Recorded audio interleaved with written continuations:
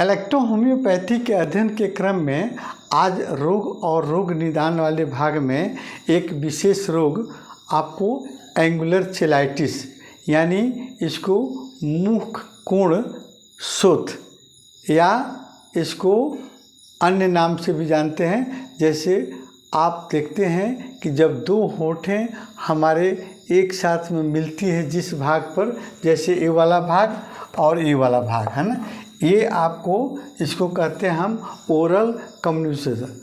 तो oral communication जो ये रोग, ये आपका पॉइंट है, आपको दोनों होठ, ऊपर होठ और दोनों होठ मिलते हैं इसको, और यहीं पर होता है एंगुलर चेलाइटिस। तो यह मुंह के कोणों में सूजन, फटना, दर्द होना या होठों के कोणों पर घाव होना के नाम से ये जाना जाता है एंगुलर चेलाइटिस, है ना। और ये जो है इसमें सूजन हो जाता है, दर्द हो जाता है और काफ़ी तकलीफदेह होती है ये आपको रोग। कारण देखते हैं किस कारण से रोग होता है। आपने देखा कौन सा, ये आपको ओरल कम्युनिकेशन, ये आपको पॉइंट जो यहाँ पर आपको सूजन हो गया, दर्द हो गया, यही आपको पॉइंट है आपको, जिसको हम कहेंगे क्या, आपको एंगुलर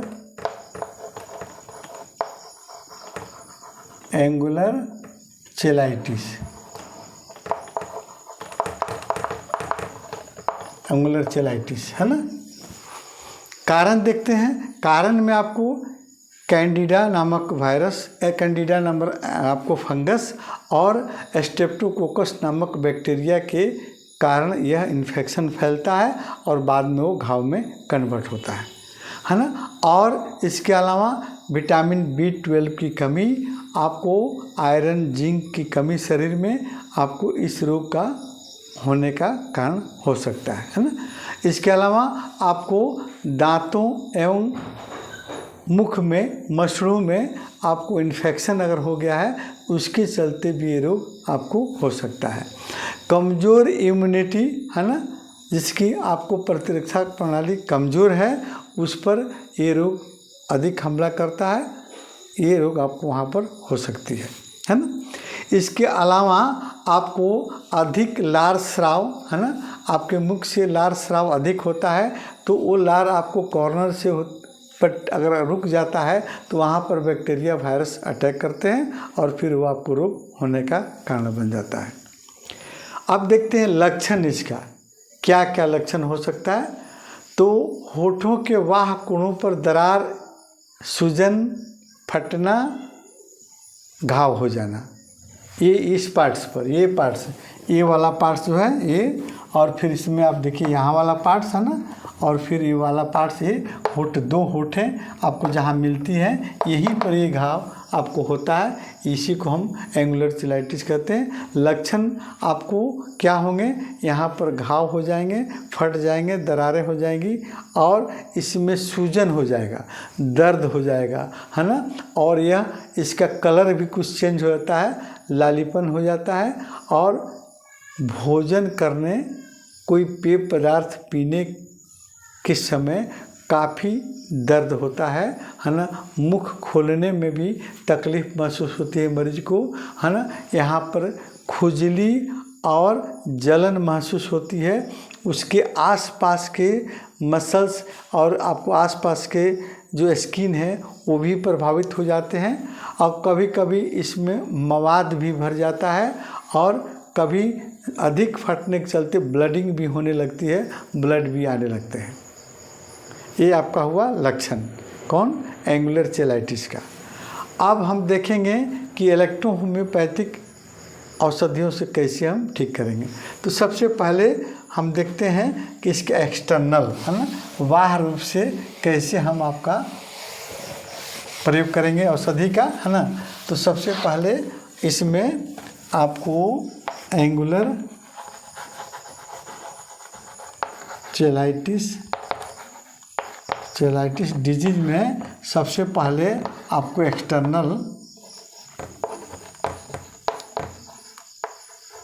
एक्सटर्नल में आप क्या कीजिए, S5 plus C5 plus A2 plus WE।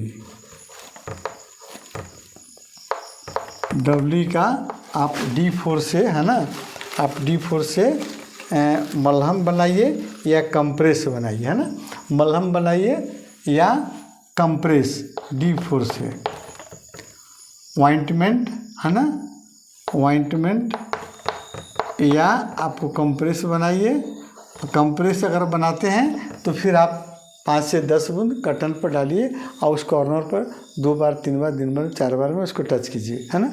और फिर अगर ऑइंटमेंट बनाते हैं तो वहाँ पर उस जगह पर ऑइंटमेंट आप लगाइए, है ना। और इन्हीं दवाओं का आप घाव पर बार बार जब कंप्रेस करेंगे या ऑइंटमेंट लगाएंगे तो बहुत जल्दी इसका रिकवरी होता है। और इंटरनल में आप सीधे आप क्या कीजिए, मिक्सचर में दीजिए।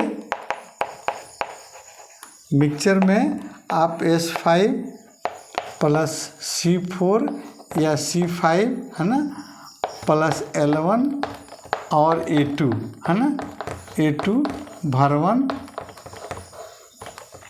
को D5 या 10th में G के साथ आप पीने के लिए दीजिए, है ना। 10 ड्रॉप्स 20 ड्रॉप्स 3 टाइम्स। रोगी के उम्र और रोग के स्थिति के अनुसार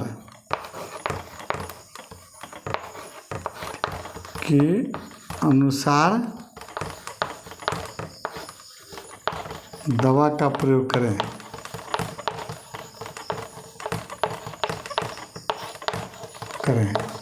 देखिए, अब हमने आपको यहाँ 20 ड्रॉप्स लिख दिया, लेकिन अगर वो छोटा बच्चा है 10 ईयर्स से कम है तो फिर उसका डोज चेंज हो जाएगा। ऐसा नहीं कि डॉक्टर साहब लिख दिए बोर्ड पर 20 बूंद, तो हम छोटा बच्चा अगर 12 साल का 14 साल का तो उसको भी।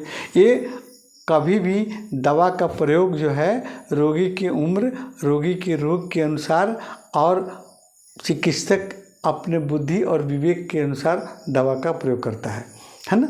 डाइल्यूशन का प्रयोग भी चिकित्सक अपने आपको बुद्धि और विवेक से करेंगे, क्योंकि किताबों में और किसी के चिकित्सक द्वारा बताया गया फार्मूला पर आप कतई एक उसको प्रयोग करने से पहले उसको सोचिए, है ना।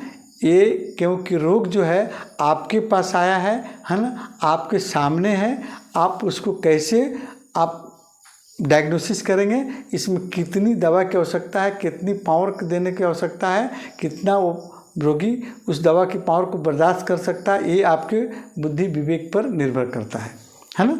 कोई भी फार्मूला हो, हम लिख रहे हैं या डॉक्टर एजे गिल्डन, डॉक्टर आपको दीपक श्रीवास्तव या डॉक्टर आपको NL Sinha, doctor B Kulkarni, कोई भी डॉक्टर हो, जो फार्मूलेशन बताते हैं, लेकिन आप अपने बुद्धि विवेक से दवा का प्रयोग कीजिए। ये आपको एंगुलर चेलाइटिस में एक्सटर्नल इंटरनल इंजेक्शन, देखिए इंजेक्शन इसमें भी आपको 29 नंबर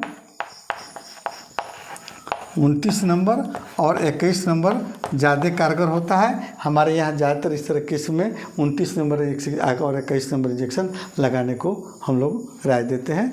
अगले वीडियो में फिर आप लिप्स कैंसर के बारे में पढ़ेंगे, है ना, उसको लिप्स कैंसर कहाँ कैसे होता है और होने का कारण, और फिर कौन कौन सी इलेक्ट्रोहोम्योपैथिक औषधियों से उसको ठीक करेंगे। अगले वीडियो में आप देखिएगा।